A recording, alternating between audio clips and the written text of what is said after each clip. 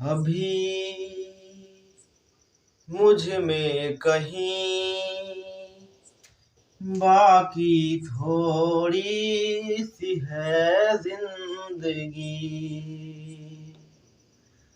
जगी धड़कन नई, जाना जिंदा हूँ मैं तो अभी। कुछ ऐसी लगन इस लम्हे में है, ये लम्हा कहाँ था मेरा।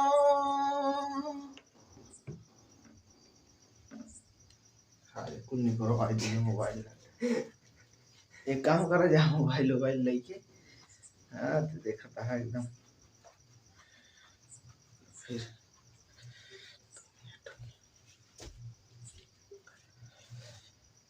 अभी मुझ में कहीं बाकी थोड़ी सी है जिंदगी, जगी धड़कन नई, जाना जिंदा हूँ मैं तो अभी। कुछ ऐसी लगन इस लम्हों में है, ये लम्हा कहाँ था मेरा। अब है सामने, इसे छू लूं जरा, मर जाऊं या जी लूं जरा, खुशियाँ चूम लूं या रो लूं जरा, मर जाऊं या जी लूं जरा। हेलो स्टूडेंट, वेलकम टू भाभी बायोकेम क्लासेस में आपका स्वागत है।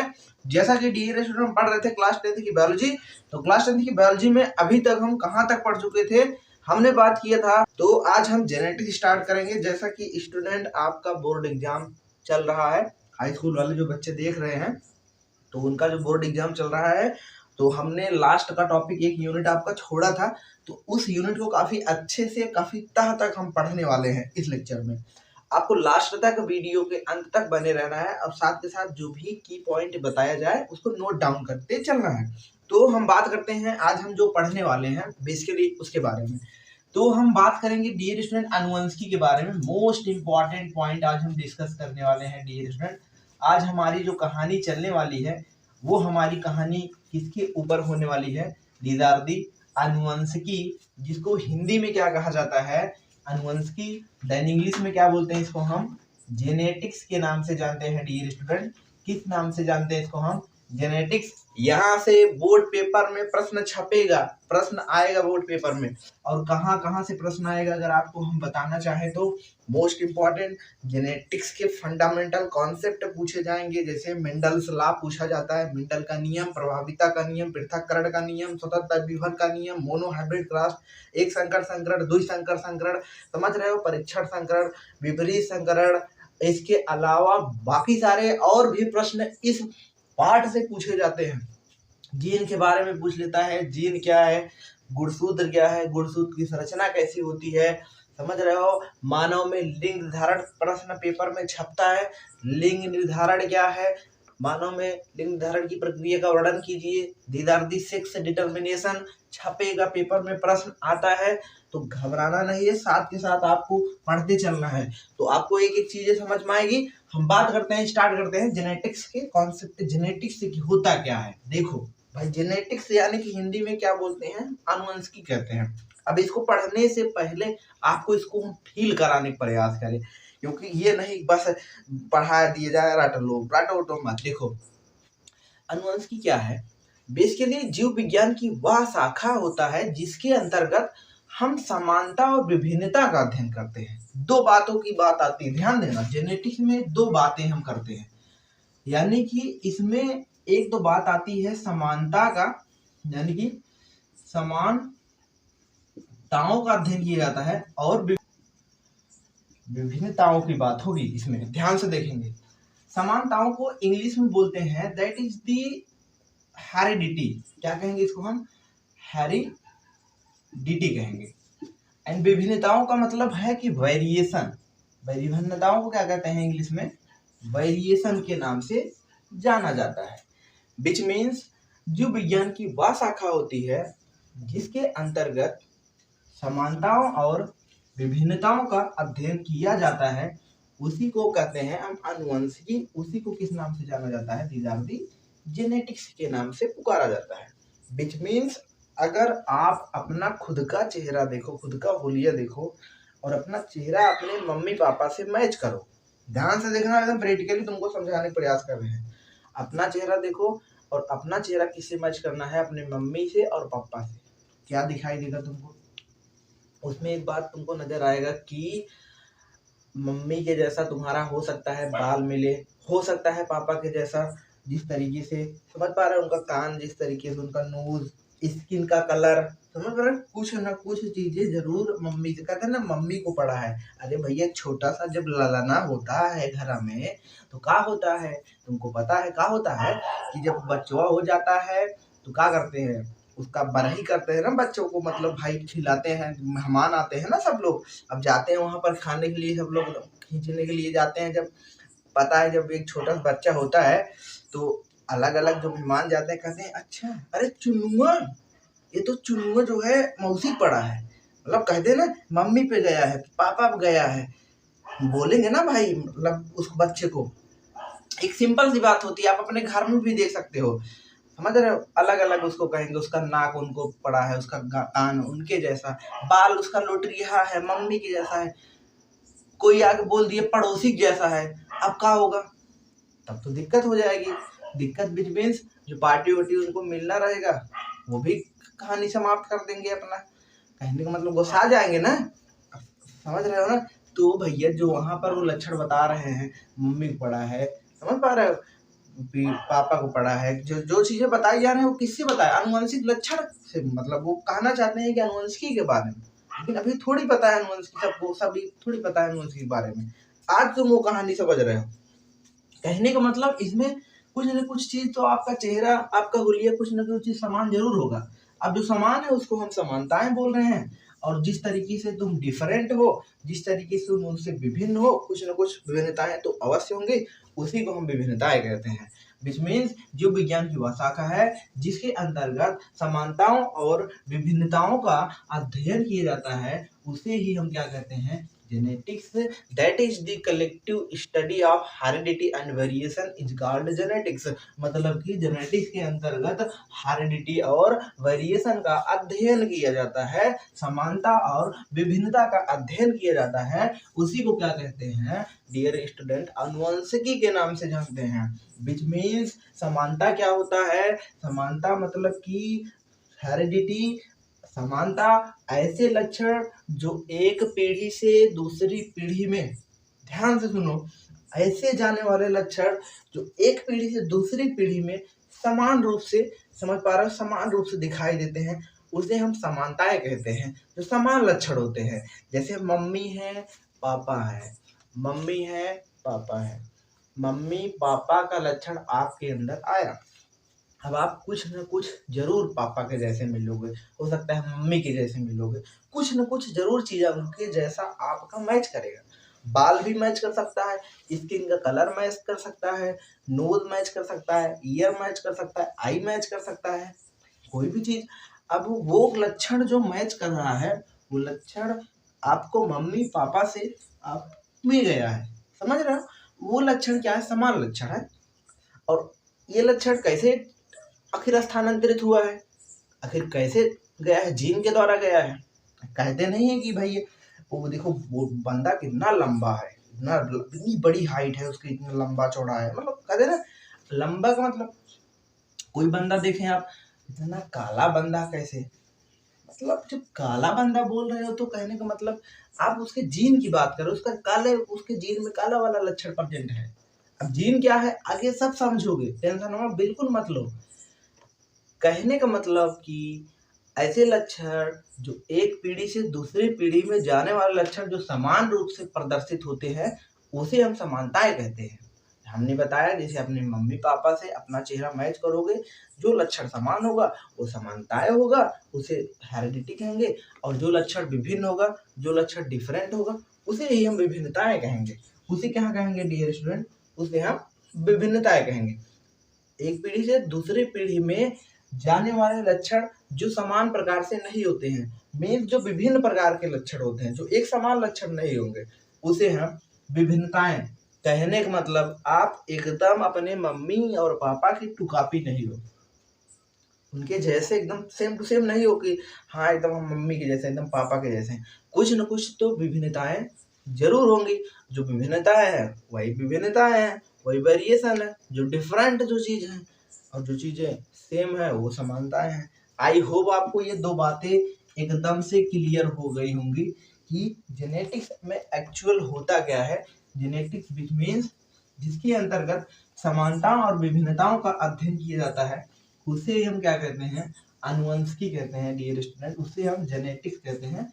The branch of biology which deals with the study of heredity and variation is called genetics. जो विज्ञान की वह शाखा है जिसके अंतर्गत समानता और विभिन्नताओं का अध्ययन किया जाता है, उसे ही हम आनुवंशिकी के नाम से जानते हैं। देखो, आनुवंशिकी में बहुत खास बात आती है। आनुवंशिकी में खास बात क्या आती है कि आखिर जेनेटिक्स के फादर क्या है। ध्यान देना, इनके पापा कौन है? दैट इज दी, लिख लेते हैं हम, father of genetics. Father of genetics की बात करते हैं। आनुवंशिकी के पापा कौन है? आनुवंशिकी के फादर कौन है? ध्यान से देखना, this is the J Mendel. लिख लेंगे J Mendel. He was the father of genetics. That is the most important scientist. इनकी जितनी तारीफ करें उतनी ही कम, क्योंकि ये जेनेटिक्स के जो साइंटिस्ट आप जे मेंडल को देख रहे हो, जिनको फादर ऑफ जेनेटिक्स के नाम से नवाजा जा रहा है, आज तो हम फादर ऑफ जेनेटिक्स इनको बोल दे रहे हैं, लेकिन इनके पीछे इतनी लंबी कहानी छुपी हुई है, क्योंकि इनको जीते जी वैज्ञानिक का दर्जा नहीं मिला। ही वाज दी बहुत ही दुर्भाग्यशाली वैज्ञानिक में से एक रहे हैं मेंडल साहब जी, जिनको जीते जी वैज्ञानिक का दर्जा नहीं मिला। आखिर ऐसा हुआ क्या भैया? क्या बात हो गई कि साहब को, मेंडल साहब को वैज्ञानिक का दर्जा नहीं मिला? इनके पीछे बहुत लंबी चौड़ी कहानी है। आपको कहानी भी हम सुनाने का प्रयास करेंगे, है ना। तो आपको याद रखना है कि जे मेंडल साहब जो हैं, इनको फादर ऑफ जेनेटिक्स के नाम से जाना जा रहा है। इंपॉर्टेंट है। आगे कुछ बातें और आपको हम बता दें कि जो जेनेटिक्स है, आनुवंशिकी जो है, इसका टर्म देने वाले जो साइंटिस्ट हैं, ध्यान से देखेंगे, ये भी लिख लेंगे, इंपॉर्टेंट नाम है साइंटिस्ट का। That is the genetics term he was given by. कुल मिलाकर हिंदी में लिखना आप लोग, आनुवंशिकी शब्द का प्रयोग, यानी कि जो आनुवंशिकी शब्द का प्रयोग सर्वप्रथम ध्यान से देखना किस वैज्ञानिक ने किया, तो उनका नाम है बेटसन। याद रखेंगे, बेटसन नामक वैज्ञानिक ने 1905 ईस्वी में। याद रखेंगे dear student, most important point, आनुवंशिकी शब्द का प्रयोग सर्वप्रथम बेटसन नामक वैज्ञानिक ने 1905 ईस्वी में किया। ध्यान से देखेंगे, आनुवंशिकी शब्द का प्रयोग तो बेटसन साहब ने किया, लेकिन पापा कौन है, फादर कौन है, पिता कौन है आनुवंशिकी के? पेपर में प्रश्न आता है बहुविकल्पी में कि पूछ लेगा। आपको पता है बहुविकल्पी समय 20-20 प्रश्न आ रहा है बोर्ड पेपर में, तो सिंपल सा ऑप्शन ऐसे प्रश्न दे देगा, आनुवंशिकी का पिता किसे कहा जाता है। अब उसमें 4 ऑप्शन दे देगा, उसमें सही कौन होगा? सपोज कर उसमें बेटसन भी दे दिया है, कुछ लोग गलती से बेटसन को मार लगा देते हैं, बेटसन नहीं लगाना है। अगर आनुवंशिकी पिता पूछा गया है तो वहां पर सही ऑप्शन क्या होगा? मेंडल, सर ग्रेगर मेंडल इनका पूरा नाम है, सर ग्रेगर मेंडल, जिसको जे मेंडल हम बोल रहे हैं, ग्रेगर मेंडल। अगर क्वेश्चन घुमा दिया कि आनुवंशिकी शब्द का प्रयोग सर्वप्रथम किसने किया, कुछ लोग तब भी मेंडल लगा देते हैं, लेकिन तब मेंडल नहीं लगाना है, तब आपको क्या लगाना है? बेटसन लगाना है। अगर क्वेश्चन और घुमा दिया कि आनुवंशिकी में प्रयोगिकी के पिता कौन कहे जाते हैं, फादर ऑफ एक्सपेरिमेंटल जेनेटिक्स, लिख लो ये कौन है? दैट इज दी, ये तो बहुत मुश्किल है पूछना, लेकिन आप जानते रहो भैया, father of experimental experimental genetics, ध्यान देना, एक्सपेरिमेंटल जेनेटिक्स को हिंदी में कहते हैं प्रयोगिकी के पिता, मतलब जिन्होंने ज्यादा प्रयोग किया था, समझ रहे? प्रयोगिकी के पिता अनुवंशिकी कौन है? तो उनका नाम याद रखेंगे, टी.एच. मॉर्गन। कौन है टी.एच. मॉर्गन साहब? जो टी.एच. मॉर्गन साहब है, जिनको फुल फॉर्म है थॉमस हंट मॉर्गन, ध्यान देना, थॉमस इनका फुल फॉर्म क्या है? थॉमस हंट मॉर्गन, ध्यान से देखना। जो थॉमस हंट मॉर्गन साहब हैं, इनको हम क्या कह रहे हैं? फादर ऑफ एक्सपेरिमेंटल जेनेटिक्स, जिन्होंने अपना प्रयोग जो है ड्रोसोफिला मक्खी पर किया था। ध्यान देना, किस पर किया था? ड्रोसोफिला मेलानोजेस्टर, इसका पूरा नाम है scientific name, Drosophila melanogaster. Most important points, Drosophila मक्खी के ऊपर प्रयोग करने वाले साहब कौन है? टी.एच. मॉर्गन। और ड्रोसोफिला जो मक्खी थी, एक माछी थी, मक्खी, समझ रहे हो ना? इस ड्रोसोफिला मक्खी के ऊपर जो टी.एच. मॉर्गन साहब हैं, वो किस चीज पर अपना एक्सपेरिमेंट कर रहे थे? तो इस संलग्नता के बारे में बता रहे थे। लिख लेना, किसके बारे में इन्होंने बताया था? संलग्नता के बारे में बताया था। किसके बारे में? ध्यान से देखो, किसके बारे में बताया था? संलग्नता के बारे में बताया था, जिसको लिंकेज कहा जाता है। इंग्लिश में लिख लेना, मोस्ट इंपॉर्टेंट पॉइंट, लिंकेज। क्या कहा जाता है इसको? लिंकेज कहा जाता है। पूछा जा सकता है कि लिंकेज के बारे में सबसे पहले ना कौन बताया है? समझ पा, लिंकेज के बारे में कौन बताया है? तो थॉमस हंट मॉर्गन इनका उत्तर होगा, जिसको टी.एच. मॉर्गन कहा जा रहा है। शॉर्ट फॉर्म नाम है टी.एच. मॉर्गन। अगर प्रश्न घुमा के पूछ ले, टी.एच. मॉर्गन साहब जो है किसके ऊपर अपना प्रयोग किए थे? तो भैया उत्तर लगा देना, क्या? ड्रोसोफिला पर। अगर प्रश्न और घुमाए, प्रश्न पूछे कि फादर ऑफ एक्सपेरिमेंटल जेनेटिक्स कौन है, आनुवंशिकी के प्रयोगिकी के पिता कौन है, तो उसका उत्तर क्या होगा? तब भी थॉमस हंट मॉर्गन होगा। तो कैसे भी प्रश्न घुमाएगा, तो प्रश्न को हमको फोड़ देना है, समझ रहे हो? कोई गलती नहीं करनी है। तो इस तरीके से क्या करना है, हमने यहाँ नोट किया कि फादर ऑफ जेनेटिक्स कौन है? जी.जे. मेंडल हैं। देन हमने जाना कि अनुवंशिकी शब्द का प्रयोग किसने किया? बेटसन साहब ने किया। देन हमें फादर ऑफ एक्सपेरिमेंटल जेनेटिक्स में जाना कि फादर ऑफ एक्सपेरिमेंटल जेनेटिक्स कौन है, जो कि हमने बात किया टी.एच. मॉर्गन, जिसको हम थॉमस हंट मॉर्गन कह रहे हैं। आई होप आपको मजा आ रहा है कि नहीं? वीडियो में मजा आना चाहिए, समझ रहे हो ना? तो बढ़ जाते हैं आगे। देखो, एक बात यहाँ पर हम कर लेते हैं, डियर स्टूडेंट ध्यान से देखना। यहाँ पर जो मेंडल साहब हैं, इनका दर्द भरा बहुत, मतलब आपको जितनी तारीफ करें, ये साइंटिस्ट बहुत ही सराहनीय मतलब कि बहुत ही ज्यादा ये सम्मानीय साइंटिस्ट हैं। He was the great. वैसे तो जितने भी वैज्ञानिक हैं हमारे लिए, सभी वैज्ञानिक बहुत ही सम्मानित हैं, हमारे लिए बहुत बड़ा काम करके चले गए हैं। लेकिन उसमें जो मेंडल साहब जी है, जी.जे. मेंडल साहब जो है, ध्यान से देखना, जी.जे. मेंडल साहब अपने आप में he was the great scientist, he was the great, बहुत ही महान साइंटिस्ट रहे हैं। जी.जे. मेंडल साहब बहुत ही महान वैज्ञानिक अपने आप में, इनकी जितनी तारीफ करें उतनी कम। आज इन्हीं की देन है हम लोग जो बहुत सारा खा पा रहे हैं, बहुत सारा फूड प्रोडक्शन जो बढ़ा है, शुरुआत में इन्हीं की देन है। क्या देन है, कैसे है, इनके बारे में बहुत सुंदर सी कहानी भी जानेंगे, क्योंकि कहानी से भी प्रश्न घुमा फिरा के पूछ लेता है, और कहानी बहुत ज्यादा इंटरेस्टिंग है, तो कहानी को बोरिंग होके नहीं सुनना है। मेंडल साहब की जो कहानी है उसको हमको क्या करना है? सुनना है, समझ रहे हो? और मेंडल साहब की कहानी जो है, इनका हिंदी में बोलते हैं sir Gregor John Mendel, sir Gregor John Mendel. ध्यान से देखेंगे, सर ग्रेगर जॉन मेंडल। जो सर ग्रेगर जॉन मेंडल साहब जी हैं, इनका बहुत ही, समझ पा रहे हैं, बहुत ही ग्रेट साइंटिस्ट, जो कि इनको जीते जी वैज्ञानिक का दर्जा नहीं मिला। मतलब कि अगर आप सपोज करो, आप कमांडोज बनना चाहते हैं, आप कुछ भी बनना चाहते हैं, पुलिस बनना चाहते हैं, दरोगा बनना चाहते हैं, अगर आप दरोगा पुलिस बन गए, कोई भी जो गोल अपना लक्ष्य अर्जित करना चाहते हो, अगर आप उस लक्ष्य तक पहुंच गए और उसको अपने पा भी लिया, और आपको रिस्पेक्ट नहीं मिल रहा है उस फील्ड में, आप पुलिस बन गए, दरोगा बन गए, आपको कोई रिस्पेक्ट ही नहीं कर रहा है, आपको सैलरी मिल नहीं रही है टाइम पर, आपको कोई लिहाज नहीं, कोई रिस्पेक्ट नहीं कर रहा है, समझ रहे हो कितनी दुर्भाग्य वाली बात होगी। तो यही किस मेंडल के साहब के साथ हुआ था।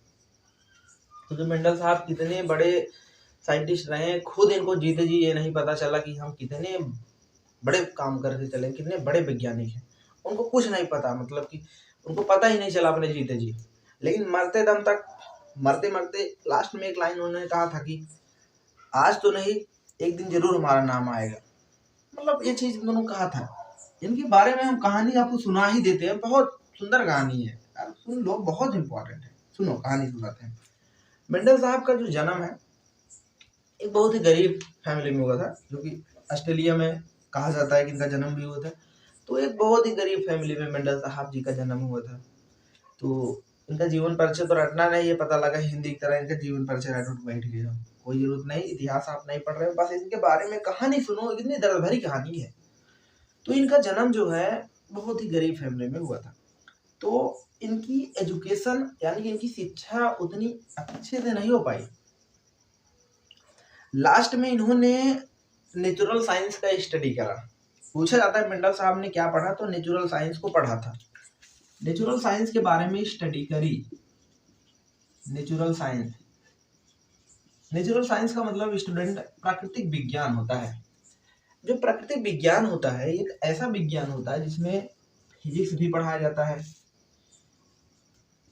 केमिस्ट्री भी पढ़ाई जाती है, जिसमें केमिस्ट्री भी पढ़ना पड़ता है, बायोलॉजी भी पढ़ना पड़ता है ना, एंड मैथ भी पढ़ना होता है। सोच लो, मतलब कि फिजिक्स भी पढ़ रहे हैं, केमिस्ट्री भी पढ़ रहे हैं, बायो भी पढ़ रहे हैं, मैथ पढ़ रहे हैं।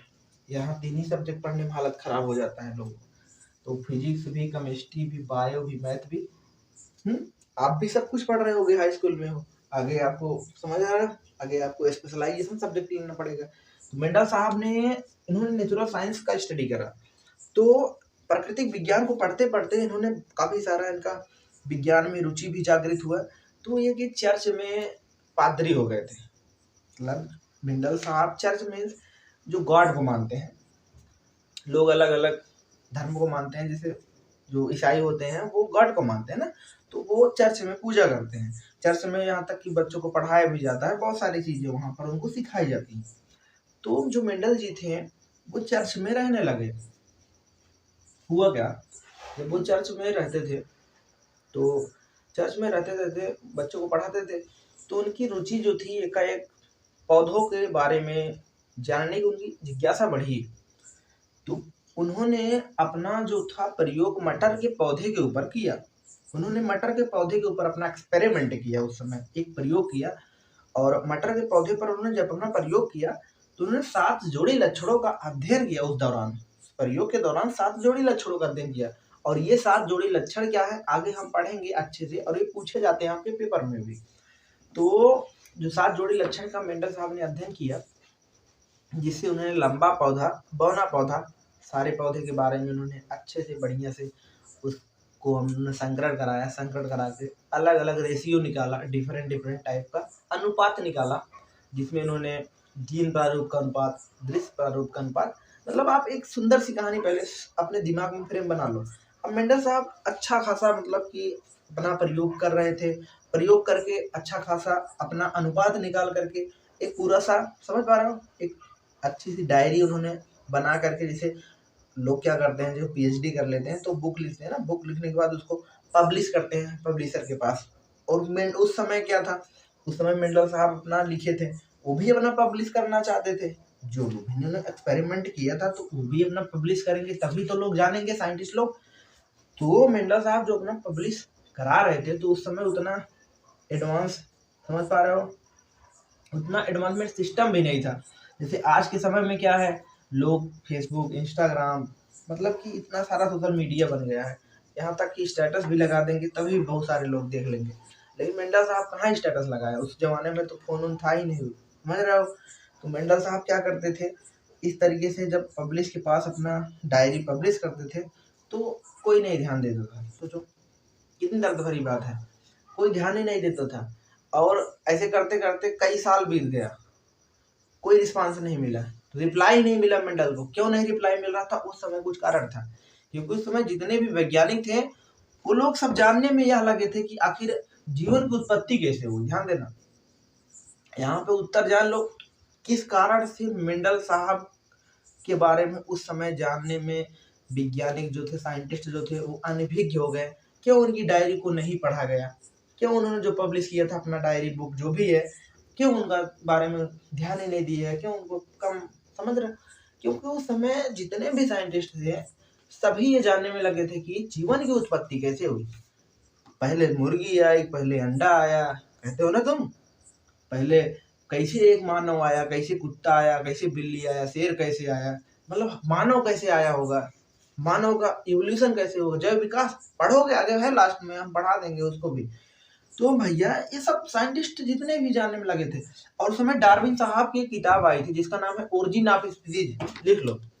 ये जो डार्विन साहब की किताब है ओरिजिन ऑफ स्पीसीज, जो बुक है, ये डार्विन साहब की किताब है, ध्यान देना।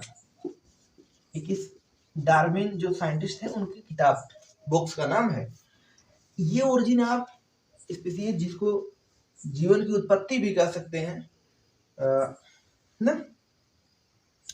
तो भैया ये बुक तहलका मचाए हुए थे उस समय। तहलका मचाने का मतलब कि जितने भी वैज्ञानिक लोग थे सब यही जानने में लगे थे आखिर जीवन की उत्पत्ति कैसे हुई।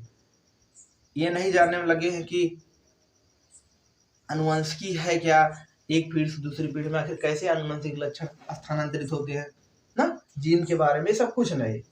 बस उनको ये चाहिए कि जीवन की उत्पत्ति कैसे होती, मतलब ये सब साइंटिस्ट इसी में खोए थे। एक बुक तहलका मचा दी थी, सब इसी बुक को चर्चित थी उस समय, वायरल हो जाता है ना किसी कुछ लोग, जैसे हमारा वीडियो जब वायरल हो जाएगा तो बहुत सारे लोग देखेंगे, लेकिन तुम लोग वायरल कर ही नहीं रहे हो, पता नहीं क्यों। एक दो लोग लाइक करोगे, उसके बाद पता ही नहीं चलता कौन लाइक कर रहा है, कौन सब्सक्राइब कर रहा है, कौन अनसब्सक्राइब कर दे रहा है। उसी तरीके से वहां पर भी कहानी चल रही थी।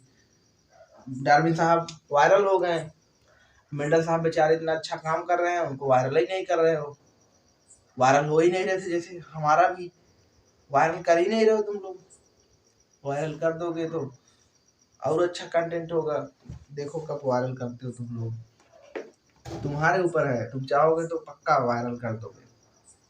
तुम लोग सोचते हो क्या सब्सक्राइब क्या शेयर, मतलब भाई कर दिए करो ना। देखो इधर कहानी में आते हैं, देखो हम कहाँ तक कहानी पढ़े, अब सब उसी में एकदम साइंटिस्ट उसी में झूमे पड़े हैं। अब क्या था कि भाई मेंडल साहब को आगे चल करके कई सालों बाद सोचो रिप्लाई नहीं दिया, उनको कोई रिप्लाई नहीं दे रहा था। आप व्हाट्सएप पे जब मैसेज कर लिखते हैं, कहते हैं हाय, तो अगला देखता है, कहता है तुरंत हारियर हो जाता है, तुरंत वो भी hi how are you, hello I am God, मतलब एकदम खतरनाक रिप्लाई देने लगता है ना तुरंत। अगर आप कहीं मैसेज करो हाय वो लिख तो बड़े बढ़िया खतरनाक मैसेज, अब आपको कोई मैसेज रिप्लाई ही नहीं दे तो का कैसे लगेगा तुमको, बताओ। अब नहीं यार ये हुआ, फिर दूसरे दिन अब नहीं यार ये हुआ, देखो देखा ही नहीं रहा मैसेज, हुआ अब देख भी लिया रिप्लाई क्यों नहीं दे रहा है, तो अब गुस्सा जाओगे, एकदम ब्लॉक कर दोगे। अरे भैया मेंडल साहब को कोई रिप्लाई नहीं दे रहा, सोचो कई साल के बाद रिप्लाई मिला। ध्यान देखो, मेंडल साहब को जो रिप्लाई मिला है कई सालों बाद रिप्लाई मिला, लगभग 4-5 सालों बाद जो रिप्लाई मिला था। और वो जो रिप्लाई दिए थे उनका नाम था नाइगेली साहब, लिख लो। पहली बार रिप्लाई देने वाले साइंटिस्ट जो है नाइगेली साहब ने रिप्लाई दे दिया एकदम बढ़िया। सोचो कई साल बाद कोई मेंडल के पास खत लेके जा रहा है, लेटर लेके जा रहा है, फूल तुम्हें भेजा है खत में, मेंडल जी आपका खत है। कहते हैं ना फूल नहीं मेरा दिल है, तो वो कह रहे हैं कि फूल नहीं मेंडल साहब, ये हमने अपना दिल भेजा है। और दिल क्या भेजा है, सुनो कहानी क्या थी। कहानी कुछ इस प्रकार से थी कि उस समय लिखा कि मेंडल साहब ने जो भी अपना एक्सपेरिमेंट किया, उनको डायरी मिला, जब नाइगेली साहब देखे एकदम खुशी हो गए, सोचे यार जो वैज्ञानिक है जो इन्होंने अपना एक्सपेरिमेंट किया है, काफी अच्छा खासा एक्सपेरिमेंट किया है, शाबाश, बहुत सारा नहीं थे। लिखा डियर मेंडल साहब जी, आपने जो भी प्रयोग किया है बहुत अच्छा किया है, बहुत बढ़िया किया है और हमको बहुत अच्छा लगा। लास्ट में इस तरीके से जो लेटर लिखे थे ना एकदम बढ़िया से राइटिंग बैठा खतरनाक तरीके से लिख दिए एकदम। फिर लास्ट में लिख दिए मेंडल साहब आपने जो प्रयोग किया है मटर के पौधे के ऊपर, समझ रहे हो, वही प्रयोग आप कुछ हम बीज भेज रहे हैं उस बीज पर करिए। अब इन्होंने क्या करा था, एक पोटली भी दे दी थी, एक छोटा सा पोटली होता है ना, उसमें थोड़ा सा थैली, उसी थैली में बिया डाल दिया था, बीज डाल दिया था। और वो जो बीज थे वो हीरेसियम पौधे के थे। खतरनाक पौधा होता है हीरेसियम। खतरनाक मतलब कि ये हीरेसियम जो पौधा होता है ये जिम्नोस्पर्मिक प्लांट होता है, आवृत बीजी पौधा होता है ये। मतलब कि उसमें थोड़ी ना मटर के पौधे के लक्षण होंगे। अब सोचो कोई भी पौधा उठा के दे रहे हैं, जो पौधा बीज था उसको लिख लो, हीरेसियम पौधा का बीज था, हीरेसियम बीज थे। अब जो हीरेसियम बीज दे रहे हैं, किनको दे रहे हैं, मेंडल साहब को लेटर में लिख के दे रहे हैं पोटली में। अब मेंडल के साहब के पास पहले तो लेटर जाएगा, ये देखो लेटर गया। अब मेंडल साहब को जैसे ही लेटर मिला मेंडल साहब एकदम खुशी हो गए। अरे बहुत सालों बाद रिप्लाई आया है, लेटर खत भेजा है, खत में ना गाना गाया मैंने। तो मेंडल साहब एकदम खुशी हो गए, एकदम मतलब पहले लेटर एकदम पहले रख दिए, एकदम बढ़िया, एकदम खुश हो गए, एकदम बढ़िया पार्टी वोटी किए। पार्टी वोटी समझ रहे हो ना, एकदम बढ़िया पहले पार्टी वोटी मनाया, एकदम खाए पिए एकदम खतरनाक तरीके से। अब क्या हुआ, पार्टी वोटी मना ली एकदम बढ़िया। फिर उसके बाद एकदम रात हो गई, सुबह हुआ मेंडल साहब एकदम, अरे भाई इतने दिन बाद रिप्लाई मिलेगा तो पार्टी तो मनाएंगे, खुशी तो होगा ही ना। सुबह हुआ, पता नहीं पार्टी वोटी किए थे कि नहीं, लेकिन खुशी तो हुए होंगे ना। बस थोड़ा सा आपको चटनी लगा करके आपको समझा रहे हैं। अब देखो फिर सुबह हुआ, क्या हुआ, मेंडल साहब आंख में कुछ देखिए हैं, ये देखो पोटली नीचे आप कुछ बीज भेजे हैं। डियर मेंडल साहब आपने जो किया है बहुत अच्छा किया है, बहुत बढ़िया किया है, बहुत अच्छा प्रयोग किया है।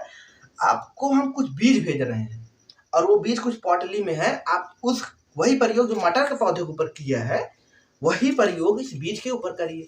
अब मेंडल साहब पोटली खोल लिए, ये पोटली है, ये बीज बिया है, मेंडल साहब है, ये क्या हुआ है, मेंडल साहब तो एकदम कॉन्फिडेंस, फुल कॉन्फिडेंस, अरे ये जो हमने मटर के पौधे के ऊपर किया है वही सेम टू सेम ऐसे इस पर भी करना है।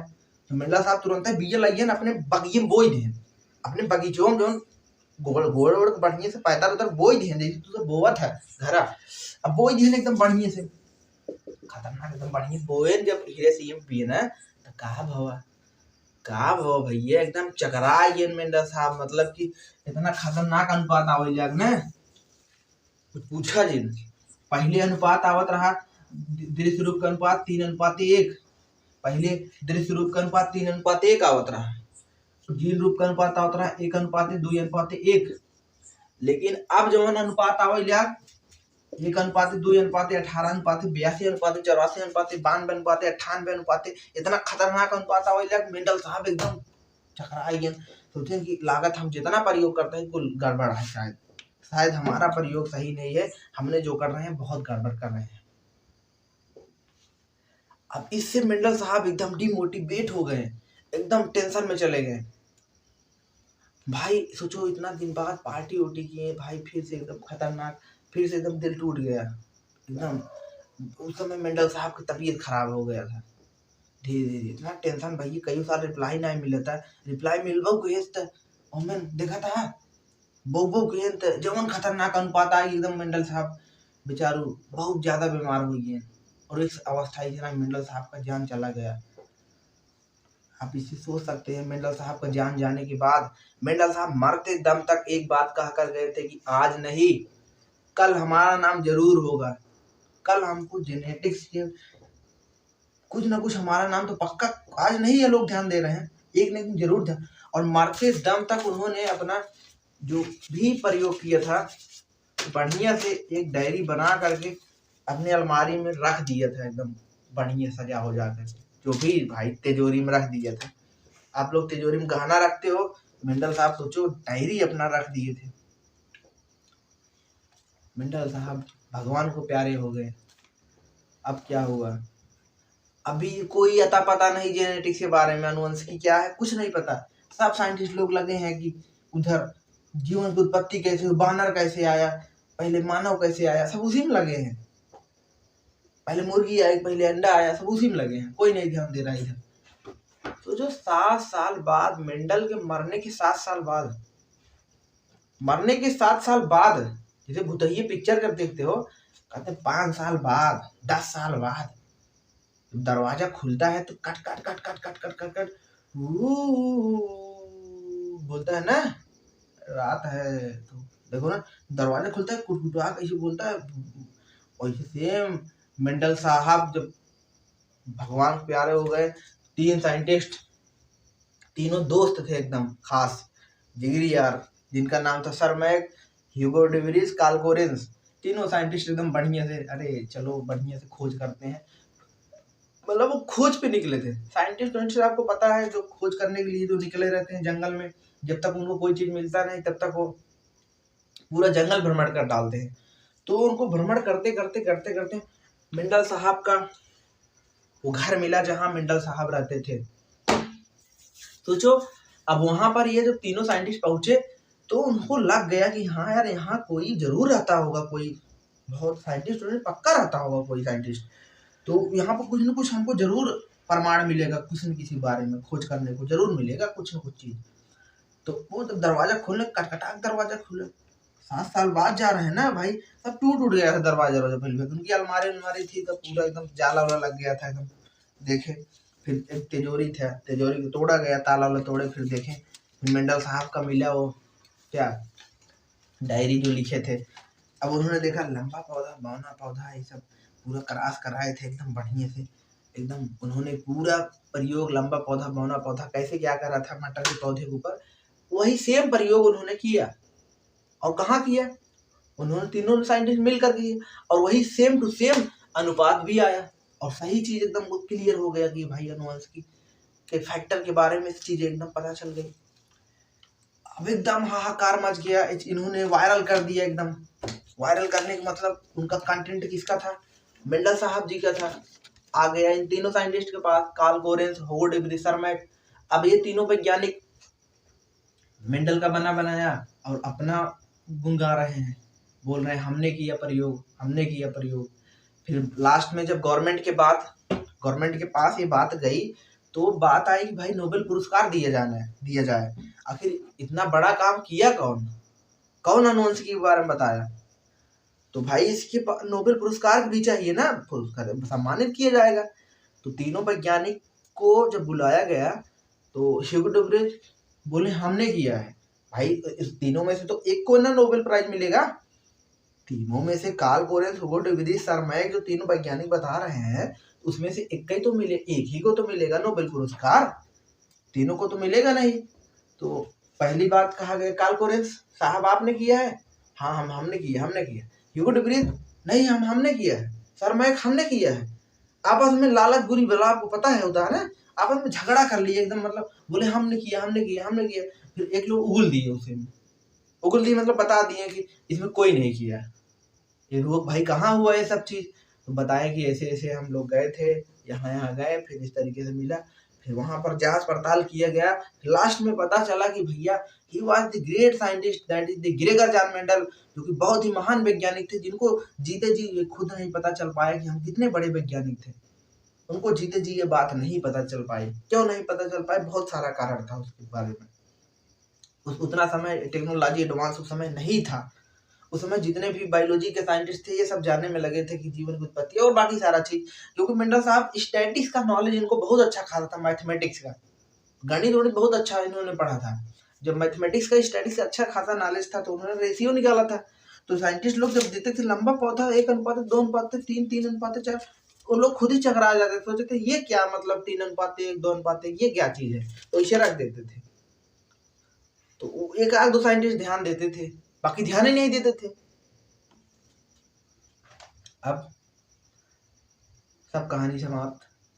लास्ट में पता चल गया कि भैया he was the great scientist, उनके नाती पोता को। अब आप सोच रहे हो कुछ बच्चे तभी कहेंगे नोबेल पुरस्कार किसको दिया गया, अरे भाई नोबेल पुरस्कार उनके नाती पोता को दिया जाएगा, बताया जाएगा पूरा बढ़िया। समझ रहे हो कितना बड़ा, मतलब समझ रहे हो ना कितनी दर्द भरी कहानी है। अरे कुछ दर्द लगा कि नहीं, कि पता लगा पत्थर दिल के हो एकदम बैठे हो, थोड़ा दिल, समझ रहे हो। तो भैया इतना दर्द भरा कहानी में जो मेंडल साहब इतने ग्रेट वैज्ञानिक रहे हैं, तो ऐसे गुजरेटिस की खोज हुई। तो आपको हम यहाँ पर कुछ बातें अभी बतला देते हैं। आखिर 7 जोड़ी लक्षण जो मेंडल साहब ने लिया था, और लक्षण कौन कौन से हैं, इसको बताने से पहले हम आपको कुछ बात और बता दें जो पेपर में प्रश्न आता है। यहाँ से एक भी चीज फालतू नहीं पढ़ाएंगे, जो पढ़ाएंगे पेपर में प्रश्न आएगा और कहानी की तरह आपको कोई दिक्कत ना होने पाए। देखो, हम बात करने वाले हैं कि मटर के पौधे का चयन ही क्यों मेंडल साहब ने किया। हेडिंग बना लो, मटर के पौधे का चयन। मटर के पौधे का चयन, और उन्होंने जो मटर के पौधे का चयन किया था, एक बात और, ये मटर का पौधा जो था इसका वैज्ञानिक नाम भी पूछ लिया जाता है कभी कभी। क्या पूछा जाता है? वैज्ञानिक नाम पूछ लेता है, साइंटिफिक नेम। साइंटिफिक नेम जब पूछता है तो इसका साइंटिफिक नेम क्या है? Pisum sativum. लिख लेना, पाइसम सटाइवम। और इन्होंने बगीचे वाली मटर, इसको हिंदी में कहते हैं बगीचे वाली मटर, किसके ऊपर प्रयोग किया? तो इन्होंने बगीचे वाली मटर पर अपना प्रयोग किया। और मीठी मटर पर अगर आ जाए तो मीठी मटर पर इन्होंने अपना प्रयोग नहीं किया है, आप याद रखेंगे। मीठी मटर का वैज्ञानिक नाम क्या है? लथाइरस ओडोरेटस, याद रखेंगे। लथाइरस ओडोरेटस इसका वैज्ञानिक नाम है मीठी मटर का। और बगीचे वाली मटर का नाम क्या है? Pisum sativum. और यही बगीचे वाली मटर, यही पाइसम सटाइवम पर किसने प्रयोग किया? मेंडल साहब ने प्रयोग किया। प्रश्न कैसे छपेगा बोर्ड में? मेंडल द्वारा किया गया प्रयोग। प्रश्न ऐसे पूछेगा, मेंडल ने अपना प्रयोग किस पौधे के ऊपर किया? तो याद रखेंगे, मटर के पौधे के ऊपर किया, मीठी मटर के ऊपर किया, बगीचे वाली मटर के ऊपर किया, कि भिंडी के ऊपर। कोई भी ऑप्शन दे देगा तो ऑप्शन क्या सही होगा? बगीचे वाली मटर, याद रखेंगे, पाइथन द टाइबम। तो क्लियर कर लेना एकदम ना। तो भैया आखिर क्या कारण है, यहाँ पे एक प्रश्न उठता है, क्या कारण है कि मेंडल साहब ने मटर के पौधे का ही चयन किया? हेडिंग है that is the selection of P plant. ध्यान से देखेंगे, आप भी जानना चाहते हो ना। सिलेक्शन ऑफ पी प्लांट मतलब कि क्या कारण है? Why? Because of this reason which are the Mendel's he was selected for the pea plant. किस लिए मेंडल साहब ने अपना प्रयोग के लिए मेंडल ने मटर के पौधे का ही चयन क्यों किया? तो इसका बहुत सिंपल सा उत्तर है, कुछ पॉइंट में आप इसको लिख भी लेंगे। मेंडल ने अपना प्रयोग मटर के पौधे के ऊपर इसलिए किया क्योंकि मटर एक फसली वनस्पति है। लिख लेना, मटर एक क्या है? फसली वनस्पति है। एक क्या है? फसलीय वनस्पति है। फसली वनस्पति मतलब कि इसकी अवधि काफी कम समय तक होती है। मटर एक फसली वनस्पति है, अर्थात इसकी अवधि काफी कम समय तक होती है। मीन्स लिख सकते हैं 2 से 3 महीने की होती है लगभग। ये बात आप इसमें लिख सकते हैं। मटर एक फसली वनस्पति है, इसकी अवधि मतलब जीवन अवधि की बात हो रही है। जीवन अवधि बहुत ही कम समय तक होती है। लिख लेना है पॉइंट, बहुत ही कम समय तक होती है इसकी जीवन अवधि। अर्थात लिख लेना 3 से 4 महीने या 2 से 3 महीने, सिंपल सा 2 से 3 माह की होती है। अर्थात इसी में पॉइंट ऐड करना, अर्थात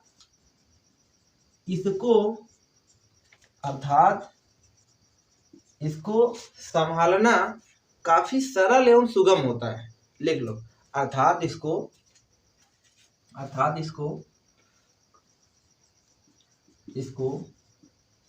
संभालना काफी सरल एवं सुगम होता है। अरे आपको तो हिंदी तेज होगा ना, आप तो लिख लेना खटाखट करके। आपके लिए हम हिंदी लिख रहे हैं, अब आप बोल रहे हैं राइटिंग अच्छा नहीं। अब कैसे राइटिंग बैठाएं बताओ? कुछ तो पाने के लिए कुछ खोना पड़ेगा ना। हमने बताया, फिर से देखो, हमने बताया मटर एक फसलीय वनस्पति है। इसकी अवधि कम समय तक होती है, मेन से 3 से 4 महीने तक या 2 से 3 महीने तक होती है। अर्थात इसको संभालना काफी सरल एवं सुगम होता है। संभालना मतलब उसको हम आसानी से संभाल सकते हैं, उसमें ज्यादा हमको खाद भी नहीं देना पड़ता, ज्यादा पानी भी नहीं देना पड़ता ना, ज्यादा उसकी देखभाल भी उतना खास नहीं करना पड़ता, आसानी से हो जाता है। बहुत ही सरल एवं सुगम संभालना इसको होता है, तो वही बात कर रहे हैं।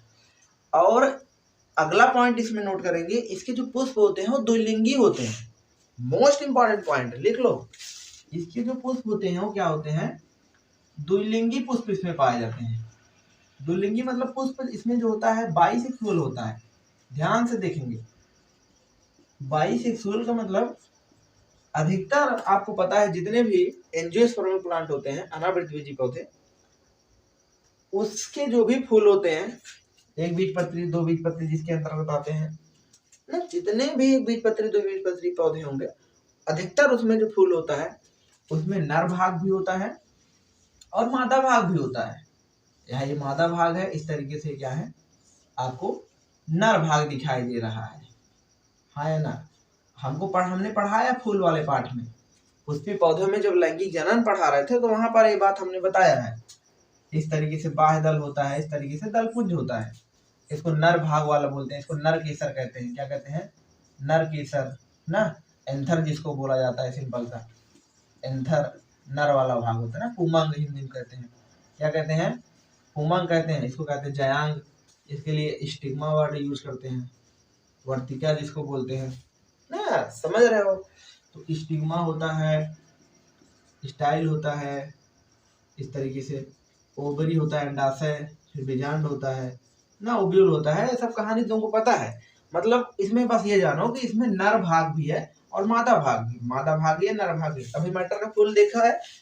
अगर नहीं देखा है तो इस समय मटर हुआ होगा, मटर का फूल लेके देखना तुम, जो उसका दल पुंज खोलोगे तो उसमें नर भाग मादा भाग दोनों दिखाई देगा। तो द्विलिंगी होने के कारण इसमें प्राकृतिक रूप से स्वपरागण होता है। प्राकृतिक रूप से क्या होता है? इसमें स्वपरागण। लिख लो, द्विलिंगी पुष्प होने के कारण इसमें प्राकृतिक रूप से, लिख लो, इसमें प्राकृतिक रूप से क्या होता है? स्वपरागण, स्वपरागण होता है। स्वपरागण मतलब सेल्फ पॉलिनेशन होता है। सेल्फ पॉलिनेशन मतलब उसी का परागकण, स्वयं उसी का परागकण उसी पुष्प के फीमेल पार्ट पर गिर जाता है, तो स्वपरागण इसको बोलेंगे। तो लेकिन लिख लो, लेकिन आवश्यकता अनुसार इसमें हम पर परागण भी करा सकते हैं। कृत्रिम रूप से हम इसमें पर परागण भी करा सकते हैं, और मेंडल साहब वही करवाते थे। पर परागण भी करवाया जा सकता है, लिख लो, लेकिन इसमें अपनी आवश्यकता अनुसार पर परागण भी संभव है। पर परागण भी संभव है। पर परागण मतलब क्रॉस पॉलिनेशन भी हम करवा सकते हैं। हिंदी में बोलते हैं पर परागण भी हम करवा सकते हैं। पर परागण का मतलब कि लंबा पौधा था, एक बौना पौधा था, लंबे पौधे के पुष्प का परागकण तोड़ करके, उसका नर वाला भाग परागकण तोड़ करके ना पराग लिया और बौने पौधे के फीमेल पार्ट पर उसको स्थानांतरित कर दिया। तो लंबे पौधे का परागकण ले रहे हैं, बौने पौधे के फूल के मादा के भाग पर उसको रख दे रहे हैं, तो क्या हो रहा है? पर परागण हो रहा है। लंबे पौधे का परागकण लिया किसी दूसरे पौधे के ऊपर, मतलब समझ रहे हो आप? Cross pollination. और ये हम अपनी आवश्यकता अनुसार करवा सकते हैं, और मेंडल साहब यही करवाते थे, जिसमें वो क्या करते थे, जो लंबे पौधे का परागकण था उसको काट देते थे कैंची से, उसको वहां पर डाल देते थे। अब बौने पौधे का परागकण पहले ही हटा देते थे काट के। क्या कराते थे? अभी आगे हम सब कहानी सबको समझाने वाले हैं। इसके बाद और जान लो, क्या जानो कि क्या कारण था मेंडल ने मटर पौधे का चयन किया। इतना पॉइंट आपने लिख लेना, मोस्ट इंपॉर्टेंट। फिर से रिपीट करते हैं क्या?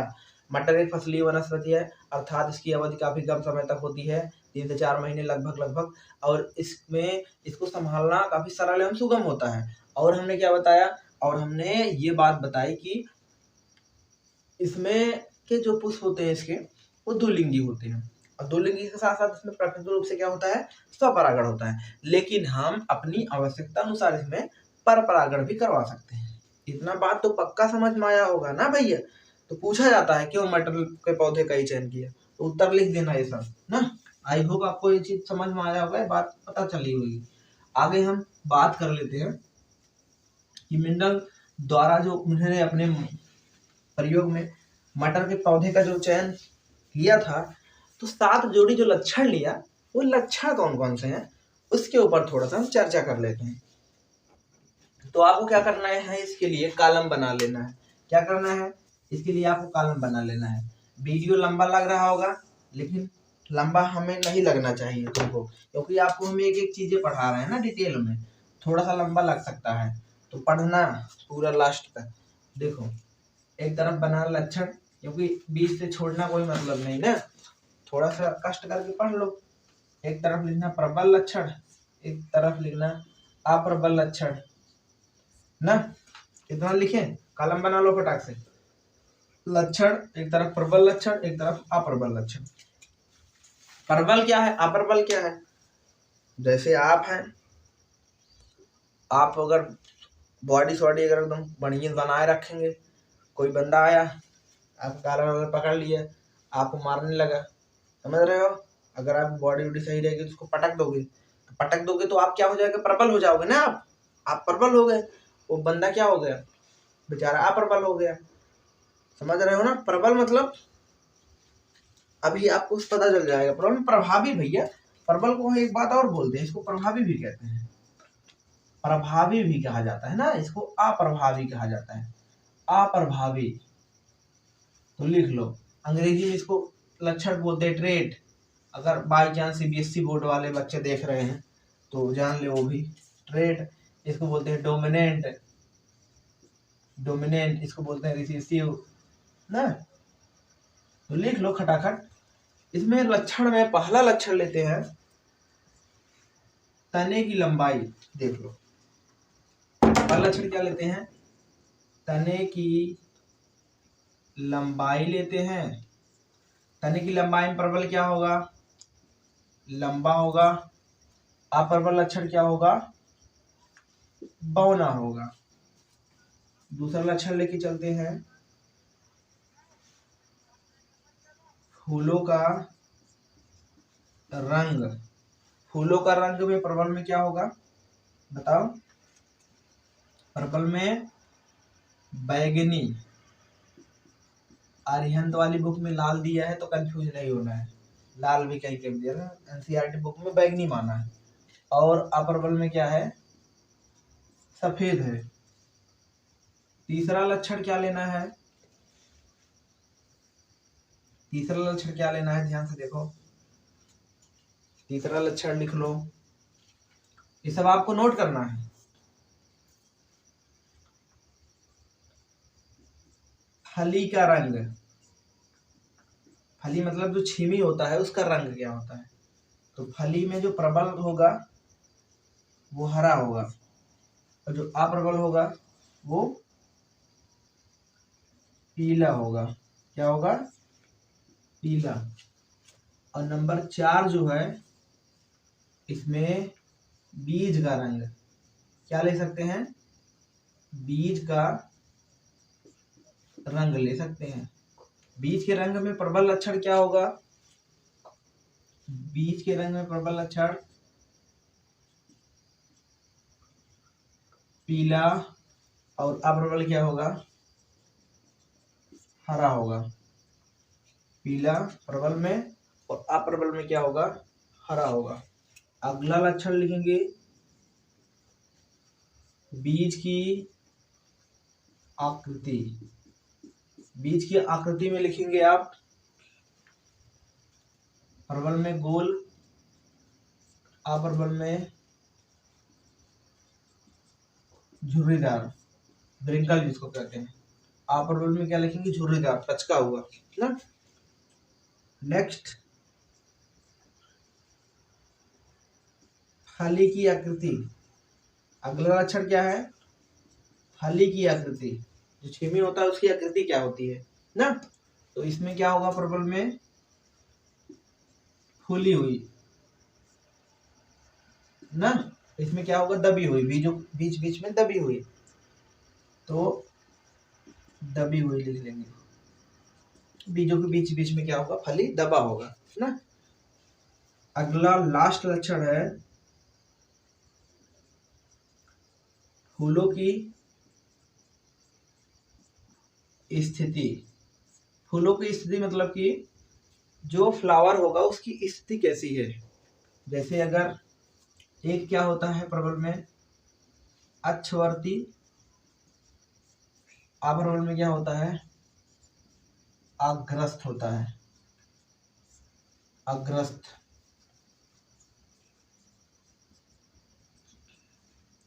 ना, अग्रस्त। अक्षवर्ती मतलब क्या होता है, एक्सिस पर हो, जब इसको एक्सियल कहते हैं। जैसे ये मटर का पौधा है, अगर इस मटर के पौधे में जो पुष्प यहाँ पर लगे, ऐसे यहाँ पर एक फूल लग रहा है, फूल यहाँ पर लग रहा है, इसके बगल एक्सिस पे यानी कि लगे, समझ रहे हो, इस तरीके से, तो उसे अक्षवर्ती कहते हैं। अक्ष पे लग रहा है, जब फूल अक्ष पर लगे मतलब फूल की स्थिति क्या है ये बता रहा है। आई होप आपको दिखाई दे रहा होगा नीचे तक, हाँ दिखाई दे रहा है। तो मतलब कि अक्ष पर होगा तो उसे अक्षवर्ती कहेंगे। लेकिन अगर वही अक्ष पर ना हो, पॉइंट पर दिखाई दे रहा है फूल, तो उसे हम भैया क्या नाम देंगे, उसके लिए हम जो नाम देते हैं अग्रस्त नाम देते हैं। क्या नाम देते हैं उसके लिए, अग्रस्त ना। अग्रस्त मतलब टर्मिनल, मतलब टर्मिनल पॉइंट पर फूल लगा है। लेकिन जब वही फूल बगल बगल लगा होगा एक्सिस पर, तो उसे बोलेंगे अक्षवर्ती। क्या बोलेंगे उसके लिए टर्म, अक्षवर्ती शब्द योग पर योग करेंगे।